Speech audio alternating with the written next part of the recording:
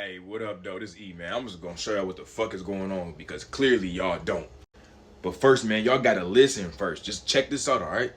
For different nations, what they call reciprocal tariffs. And they say they've gone through the numbers. They've looked at not just the tariffs that other countries around the world are charging the US, but also what they call non-tariff barriers, so other things. And they've worked out, by the way, Canada, those Mexico-Canada tariffs might well come back, so we might well start from that position. But reciprocal tariffs might push all of these bars, or will push all of these bars up considerably higher. So just look at how the picture of trade and tariffs in the US has changed dramatically as a result of these measures which are coming in the next few days. And just to give you a few highlights of what we're talking about, so you could look, for instance, over there at China. So China, that's a 34% reciprocal tariff, but it takes the total amount, provided that goes on top of the existing tariff, it takes the total amount up above 50%. And you're talking, when tariffs are going above 50%, that makes any trade very, very difficult and far less likely to happen.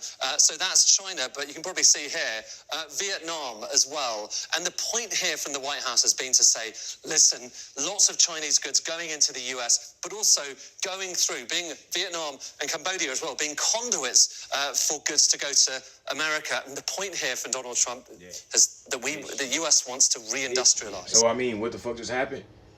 I'm gonna show you what the fuck just happened. So after World War II, right, post-World War II, we had this thing called white flight.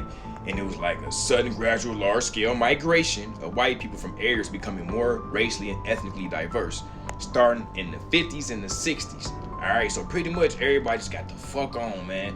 It was, they left the hood and it became ours. You feel me? Look, so check. Migration of the middle class, the whites, was observed during the civil rights movement in the 50s and the 60s out of cities such as Baltimore, Cleveland, Detroit, shout out, what up though, Kansas City, and Oakland. Although racial segregation of public schools had ended there long before the Supreme Court of Education decision, Brown versus Board of Education, y'all remember that, Board of Education, in 1954. In the 70s, right, attempts to achieve effective desegregation or integration by means of busing in some areas led to more families moving out of former areas.